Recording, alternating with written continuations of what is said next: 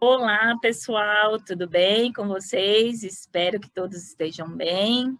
Vamos voltar aqui, dar continuidade ao nosso treinamento, que é como melhorar os seus resultados através da gestão. E a gente está se aprofundando muito agora no método PDCA, né? Nessa metodologia aí para alcance de metas. E a gente falou muito no módulo anterior sobre as subetapas dentro do planejamento. Então, recordando, o PDCA é composto de 4 etapas: planejamento, execução, verificação e ação corretiva ou padronização. No módulo anterior, a gente detalhou as 4 subetapas do planejamento, que consistem em identificação do problema, foco ou estratificação dos dados, né? Análise das causas e plano de ação. Agora, a gente vai entrar na etapa de execução. Só um minutinho, que eu vou beber uma água aqui.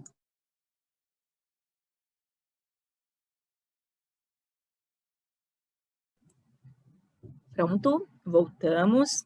A etapa de execução, ela consiste nada mais do que eu fazer com que meu plano de ação seja executado.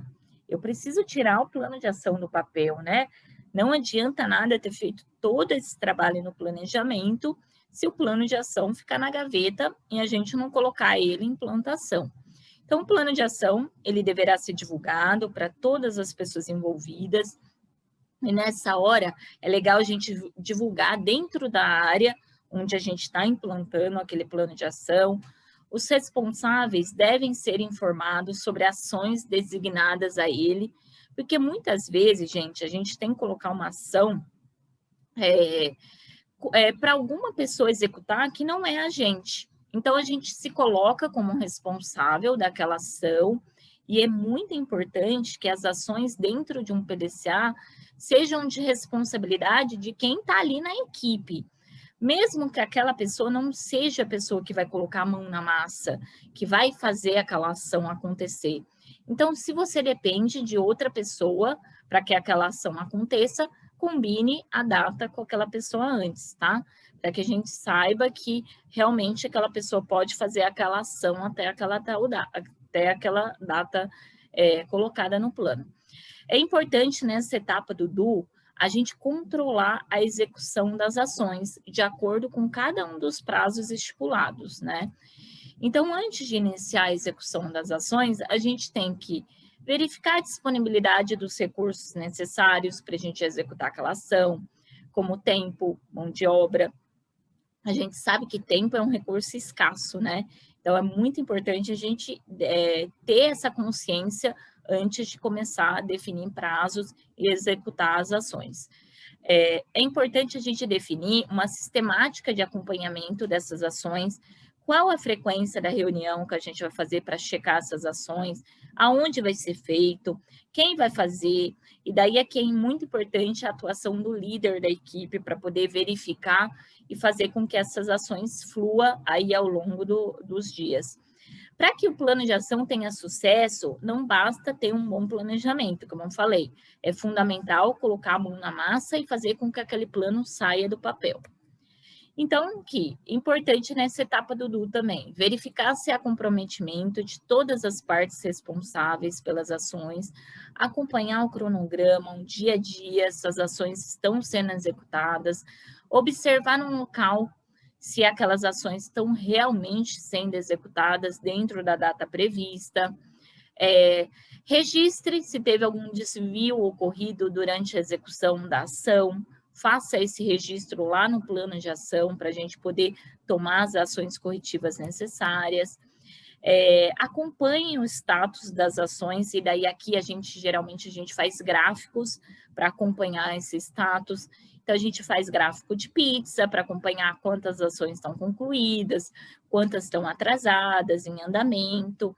A gente faz um gráfico de evolução também, mês a mês, para ver se está evoluindo as ações ao longo dos meses. É importante, muitas das ações, a gente comprovar que realmente a ação foi concluída, né? Trazendo evidências e registrando os ganhos obtidos com aquelas ações. É muito importante, porque esses ganhos de cada uma das ações vão poder virar cases no futuro, né? De melhorias que foram implantadas na área, melhorias vindo do PDCA, tá? E aí, a gente termina aqui a etapa do DO. A etapa do DO é simples, é execução, pessoal, é colocar a mão na massa, é acompanhar a execução das ações, é a gente ter certeza que aquele plano de ação está saindo do papel. E é muito importante que as ações não fiquem centralizadas na mão de uma única pessoa, porque senão a pessoa não dá conta, né? Como eu falei, o tempo é um recurso escasso e a gente precisa se dividir aí dentro das ações, por isso que a gente forma uma equipe do PDCA, para que a gente possa equilibrar as ações, para que todos tenham ações sobre sua responsabilidade e não fique pesado para ninguém, tá? Terminada a etapa do DO, ou seja, eu estou executando as ações, paralelo a isso, eu já posso entrar na etapa da verificação dos resultados, que é a etapa do check, tá? Aqui, volto a recordar sobre a frase que o Ishikawa falava lá. Quem não mede, não gerencia. Então, é nessa etapa da verificação que a gente começa a medir se a gente está próximo de alcançar a nossa meta ou não. Para isso, a gente usa muito painel de gestão à vista, né? Seja físico, agora mais virtual do que nunca. Então, a gente tem que medir e mostrando a evolução do nosso KPI mês a mês para poder ver se a gente está conseguindo gerar resultado. Então, aqui, quais as vantagens de uma gestão à vista, né? Tornar possível a divulgação das informações para um maior número de pessoas, ajuda a estabelecer a prática do compartilhamento do conhecimento, permite maior facilidade de assimilação das informações, facilita controle, estimula a competição e permite feedback de resultados. Então, tem N ganhos aí para a gente implantar uma gestão à vista, mostrando esses resultados na prática, né? E daí, nessa etapa do check, né, onde a gente vai verificar através de um gráfico se o nosso KPI está melhorando ou não. Então, se a gente tem lá um exemplo, o nosso KPI é retenção de clientes, a gente vai acompanhar mês a mês se esse KPI está evoluindo, se está melhorando a retenção ou não, e se a gente está alcançando a nossa meta. Lembra, as metas são escalonadas ao longo do tempo. Então, eu não vou colocar a meta para alcançar de um mês para o outro. A gente vai escalonando e todo mês a gente vai se perguntar: eu estou alcançando a minha meta? Se sim, nossa, gente, excelente, parabéns, a gente está no caminho certo, a gente fez um bom plano de ação e a equipe está engajada executando aquele plano. Agora, se a gente não está alcançando a nossa meta, é hora da gente parar, refletir e rever o meu planejamento para saber aonde que está errado, aonde que eu errei, aonde que a gente pode melhorar ainda mais dentro desse planejamento, tá? E sem desculpas e justificativas, a gente atua da forma de vamos rever o planejamento e vamos elaborar aí novas ações para que a gente volte a alcançar a meta. E dentro dessa etapa de verificação dos resultados, né, a gente adota sistemática de reuniões, onde a gente apresenta os resultados para a equipe, né, e dentro dessa sistemática, aqui é um exemplo de uma sistemática de reuniões dentro de uma organização. E aqui não envolve só uma equipe de PDCA, aqui é uma sistemática de reuniões padrões dentro de uma estrutura hierárquica, dentro de uma organização. Então, geralmente, a gente sempre começa com uma reunião entre supervisão e operação, onde os operadores participam sabendo sobre os resultados, o que está acontecendo na área, o porquê daquilo. Depois a gente cresce para uma reunião de gerência com os supervisores, até chegar na reunião de diretoria com os gerentes. Aqui é só um exemplo de sistemática de reuniões, mas que dentro do PDCA a gente faz a nossa reunião da equipe como um todo para poder analisar o resultado do KPI em questão. E aí encerra-se a etapa do check, da verificação do resultado. Então, recordando, planejamento, fiz um bom plano de ação, executei o plano de ação, check, verifico os resultados, estou melhorando o KPI que eu coloquei lá como o indicador, estou alcançando a minha meta, e daí, por fim, eu vou para a etapa do action, que é ação corretiva ou padronização, tá? Então, o que consiste essa etapa aqui? A etapa da ação corretiva é quando eu não estou alcançando a minha meta. Então, lembra que eu coloquei lá que a gente tem que rever o planejamento? E essa etapa é para isso, ação corretiva. Eu vou rever o meu planejamento e para isso eu uso uma ferramenta que chama relatório de 3 gerações. Nada mais é do que eu rever todo o planejamento que eu fiz e estabelecer novas contramedidas para poder atacar a causa raiz do problema que às vezes eu não consegui alcançar num outro plano de ação. Então, é 3G, 3 gerações, porque eu analiso o passado, eu analiso o presente e eu proponho contramedidas para o futuro para eu poder alcançar a meta, tá? Então, dentro do passado, a gente faz uma análise para poder verificar, será que eu estou cumprindo o plano de ação? Porque muitas vezes, pessoal, a gente não alcança a meta porque o plano de ação não está sendo cumprido, as pessoas não estão executando o plano de ação. Então, eu analiso o cenário atual, eu vejo se não tem ações atrasadas no plano, eu vejo como que está o status, eu vejo se eu preciso redistribuir as ações dentro do plano, se não está sobrecarregando uma única pessoa. Eu analiso o presente e daí aqui eu vejo se aconteceu alguma ocorrência diferenciada ao longo do mês, se tem algum relato de alguma anomalia que aconteceu, eu vou investigar aqui as causas do porquê eu não alcancei a meta e vou estratificar os dados e rever todo o meu plano de ação aqui, já elaborando contramedidas para um futuro, né? Então, aqui a gente faz um novo brainstorm, um novo diagrama de causa e efeito, né, relacionando as causas e colocando novas contramedidas para poder alcançar essa meta no futuro, tá?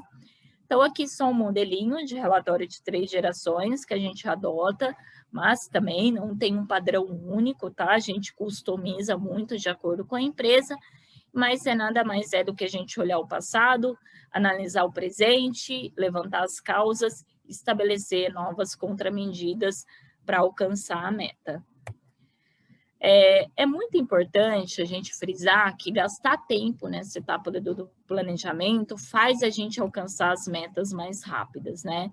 Então, aí é só uma figura ilustrativa, a etapa aí de cima, né, do menininho aí, que não gasta tempo nenhum no planejamento, ele sai executando, gasta um tempo enorme para poder verificar os resultados e um tempo maior ainda para poder agir corretivamente, né? Porque ele fica correndo atrás para poder acertar e fica num tentativa e erro. E a etapa de baixo, onde gasta-se um tempo bom no planejamento e executando também, mas depois a gente gasta menos tempo verificando e agindo corretivamente, tá? Então, a gente chega na frente, sim, quando a gente gasta aí um tempo planejando. E aqui vem um case muito legal para a gente refletir sobre a importância do método PDCA, e daí eu vou contar com a ajuda da Mari aí para ler essa historinha que vai mostrar para vocês qual a importância do método aí para a gente poder aplicar. Vai lá, Mari. Tudo começou em uma pequena cidade do interior. Após as eleições, o novo prefeito, preocupado com as despesas de manutenção da prefeitura, resolveu investigar o que estava acontecendo. Então, descobriu que havia um alto gasto de manutenção com um monumento da praça principal da cidade. Os gastos eram com a troca das placas de mármore que caíam e quebravam com frequência. Para resolver o problema, o prefeito convocou uma equipe de colaboradores para analisar e solucionar o problema. O grupo de colaboradores constatou que as placas de mármore caíam do monumento porque este era lavado constantemente. Foi identificado que o produto químico que era utilizado para a limpeza reagia com a cola da placa, e fazia com que esta enfraquecesse com o tempo. Tentaram trocar o produto, porém sem sucesso. Daí aqui cabe uma observação importante. Eles testaram tudo quanto é tipo de produto e continuava dando essa reação, tá? Não contentes com o resultado, o grupo resolveu investigar o motivo da necessidade de se limpar tantas vezes o monumento. Descobriram que a limpeza diária era necessária por causa da presença constante de pombos que sujavam o monumento. E daí vem a pergunta aqui, né, Mari? O que fazer, né? Então, eles descobriram aí que tinha essa quantidade enorme de pombos e que acabavam sujando o monumento e, consequentemente, tinha que lavar ele várias vezes por dia para poder limpar, né? E daí fica a reflexão aqui para vocês, né, pessoal? E aí, o que fazer, né, nesse caso aí, que os pombos estavam sujando o monumento? O que você acha, Mari? Então, veneno não, né? Eu acho que a gente tem que entender por que os pombos iam lá, né? O que estava atraindo essa quantidade de pombos para o monumento. Muito bem, Mari. Isso aí, pode continuar. Percebendo que a ideia de matar os pombos não era uma solução adequada, em função da oposição de ambientalistas, foram procurar o motivo de haver tantos pombos na praça. Após a observação, verificaram uma enorme quantidade de aranhas no monumento, as quais atraíam e serviam de alimentos para os pombos. Aí, daí volta a reflexão. O que a gente faz com essa quantidade de aranhas, né, no monumento que atraíam os pombos? Mas vamos continuar aqui na nossa saga. Mas, ainda descontentes com a resposta, indagaram então o motivo de haver tantas aranhas no monumento. Depois de mais investigações, descobriram que as aranhas ali estavam em função da presença de pequenos insetos que serviam de alimento para as mesmas. Perceberam então que os insetos eram provenientes de um pequeno riacho que ficava perto da praça. Eles eram atraídos pelas luzes que iluminavam o monumento. Pensaram até em deixar de iluminar o monumento para não atrair insetos, mas não gostariam de deixar de apreciá-lo à noite. Foi aí que perceberam que os insetos eram atraídos pela luz somente em determinada hora do dia ao entardecer, quando a fotocélula ligava automaticamente. Solução: ligar as luzes do monumento 1 hora mais tarde, após o entardecer, o que não atraía mais os insetos. Então, legal, Mari. E esse case, é legal essa historinha que a gente conta para mostrar a importância da gente fazer os porquês, da gente entrar a fundo no problema para poder entender, né? E não tratar ele de forma superficial, tratar na primeira causa que for levantado, porque senão a gente teria lá matado os pombos, né? Teria detectado que era por causa dos pombos, teria mandado exterminar uns pombos lá, imagina que ia isso gerar, né? Enfim, a gente precisa sempre, pessoal, aprofundar no problema, fazer os porquês, levar isso para todas as decisões que a gente for tomar, e é muito importante para a gente poder chegar na solução mais adequada, tá? E dando sequência aí, então aqui a gente encerra um pouquinho o PDCA, lembrando que é um método para a gente poder alcançar as metas, melhorar nossos resultados, resolver problemas, melhorar processos, tudo isso o PDCA ajuda. O PDCA é melhoria contínua, tá? Então, uma vez que eu consegui melhorar, eu consegui alcançar minha meta, eu posso entrar dentro de um novo ciclo, que é o ciclo do SDCA. Nada mais é do que um método que é para manter.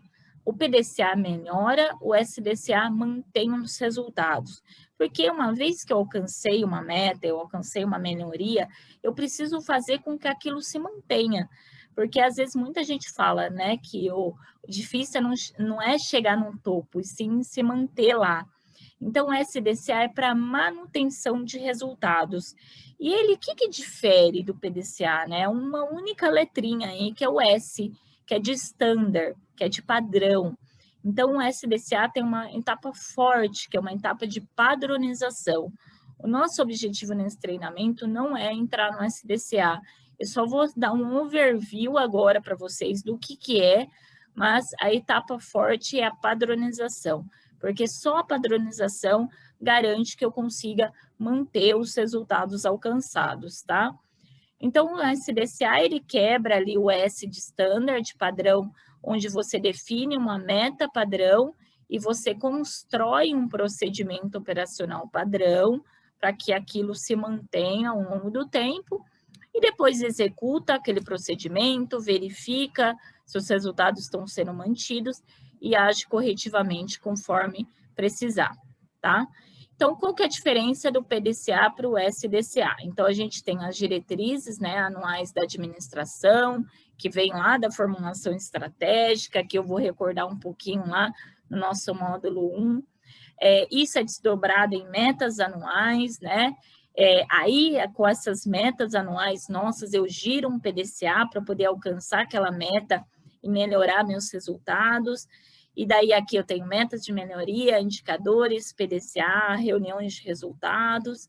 E daí, uma vez alcançada a minha meta, eu padronizo aquilo, crio o procedimento operacional para garantir que aquela situação vai se manter ao longo do tempo, né? Faço uma série de coisas, e caso aconteça anomalias no dia a dia, que é desvio em relação ao resultado padrão, eu faço uma revisão periódica daqueles problemas, e os problemas crônicos podem virar inputs para novas metas anuais, tá bom? É só um overview aqui do PDCA versus SDCA, para vocês entenderem. E o dia a dia, gente, é fundamental a gente estar buscando melhoria constante, né? Como o professor Falcone falou lá no vídeo do sistema de gestão, a gente tem melhorias contínuas e inovações acontecendo ao mesmo tempo. Então, a melhoria contínua, o PDCA, ele é algo que sempre eu vou estar tendo que aplicar, né? Então, eu melhoro, padronizo. E uma coisa importante, padronização não é algo imutável, não, pelo contrário, o padrão ele tem que ser sempre melhorado. Então, melhoria contínua sempre a gente vai ter que fazer no nosso dia a dia, na nossa área, nos nossos processos. E a inovação acontece uma vez ou outra para disruptar, para sair de patamar, né? Para um novo processo, uma nova área, um novo projeto que inova e muda de patamar. E para encerrar aqui esse nosso módulo 3, eu quero passar um vídeo do professor Falcone, um vídeo muito bom, que ele relata um pouquinho o que é ser um líder, né? Pode ser que alguns de vocês já tenham visto, mas é importante a gente voltar a assistir, que sempre coisas boas é bom a gente recordar, né? Vou estar passando o vídeo e a gente volta a se falar.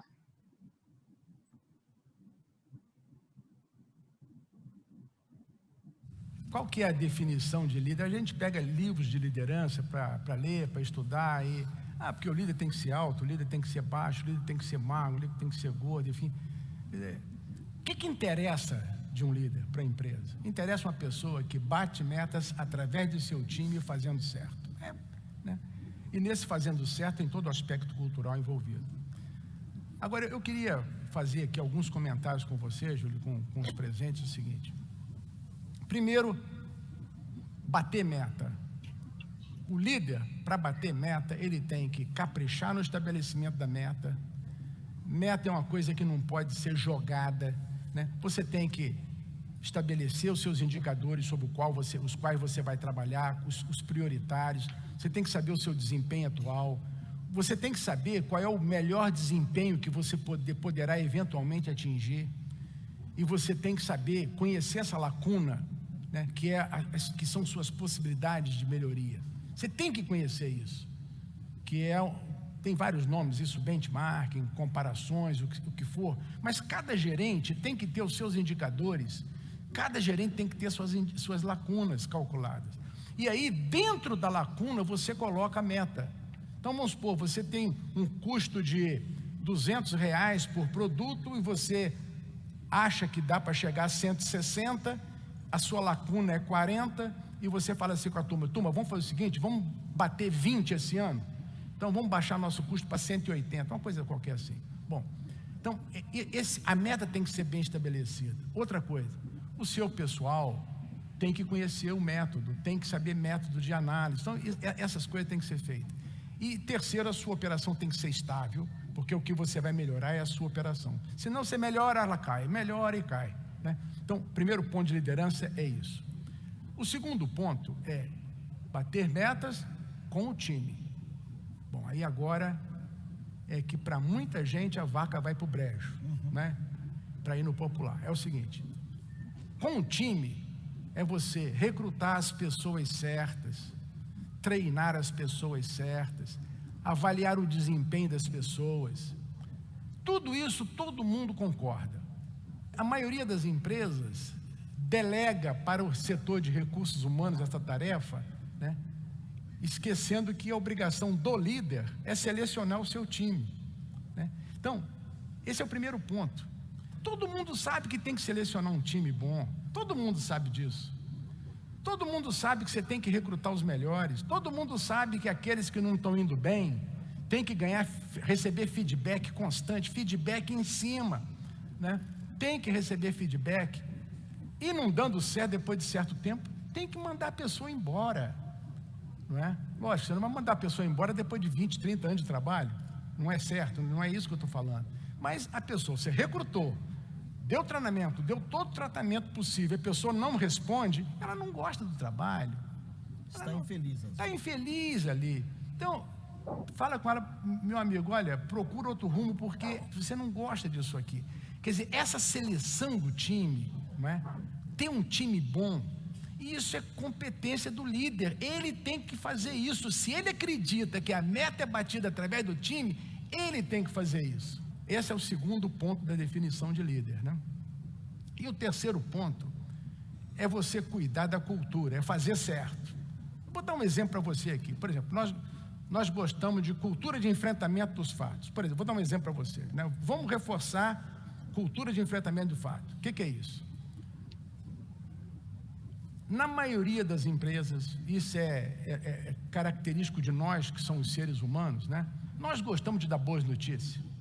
Tem até chefe que você chega para ele, dá uma notícia ruim, ele fala, poxa, mas você só me traz notícia ruim. Quer dizer, você vai levar uma notícia ruim e ainda leva uma esculhambação, né?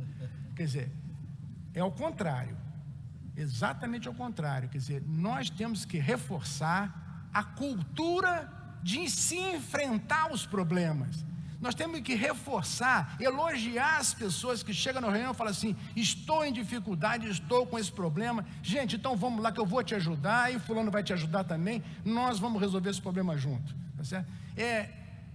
Reforçar essa cultura no qual as pessoas enfrentam os problemas da empresa e não se esconde deles, você entendeu? Então, são esses aspectos culturais que vale a pena enfrentar, porque do contrário você não vai bater nunca as suas metas, você entendeu? Então são essas coisas assim que o líder tem que fazer.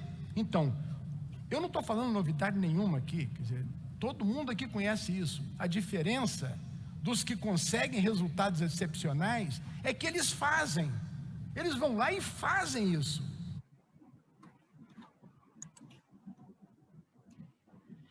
E é isso, pessoal. Queria convidar vocês a todos a praticarem o PDCA, a terem claro quais são as suas metas, a usarem um método no dia a dia, porque só dessa forma a gente vai alcançar novos patamares de resultados aí. Parece simples, é simples, mas requer disciplina, requer a gente estar sempre olhando para isso e se dedicando também, tá bom? Esse é o novo olhar. Contem comigo, a gente vai juntos aí alcançar novos patamares de resultados. Eu queria também, pessoal, deixar um recadinho agora no final, antes da gente encerrar, que se tiverem dúvidas em relação a qualquer um dos módulos, anotem aqui no nosso canal, no YouTube, coloquem as dúvidas, sugestões, tudo que vocês quiserem para a gente poder estar respondendo vocês aqui através do canal. E para encerrar, a gente vai pedir aí como um check final aí do treinamento, para a gente estar verificando que todos vocês assistiram aí até o final, realmente os 3 módulos. Eu queria pedir para vocês, e daí vou até terminar aqui o compartilhamento, pedir que vocês respondam um questionário que a gente vai estar mandando aí, um forms para vocês, com algumas perguntinhas sobre conhecimento, né, que vocês adquiriram aí nesses 3 módulos. Preciso que todos vocês respondam esse formulário para a gente poder verificar, ver onde que a gente precisa reforçar mais o conhecimento. Então, é mais para uma avaliação de onde a gente precisa intensificar esse treinamento depois com vocês. Respondam esse formulário, enviem para a gente poder também checar quem fez o treinamento ou não. E eu vou pedir que todos que terminaram até esse módulo 3, escrevam aqui também no nosso canal do YouTube o seu nome completo, a sua área, e coloque uma simples palavra sobre o que achou aí desses 3 módulos do treinamento, tá bom? Para a gente também ter a certeza de que vocês concluíram os 3 módulos. Eu acho que é isso, né, Mari? Algum recado final aí? Ká, é só falar que o link, gente, do formulário vai estar na descrição do vídeo, né, aqui no YouTube. E também a gente vai estar mandando por WhatsApp e e-mail, né, que são os nossos 3 canais aí que vocês podem acessar o link, beleza? É isso, Ká. Então, tá bom, pessoal, é isso aí. Respondam um formulário, respondam aqui com o nome completo de vocês e falem o que acharam do treinamento, tá bom? Queria agradecer muito a participação de vocês, espero ter dado certo essa forma online aí de treinamento e que a gente comece aí com o pé direito as nossas equipes do PDCA, tá bom? Obrigado, até a próxima. Tchau, tchau, pessoal.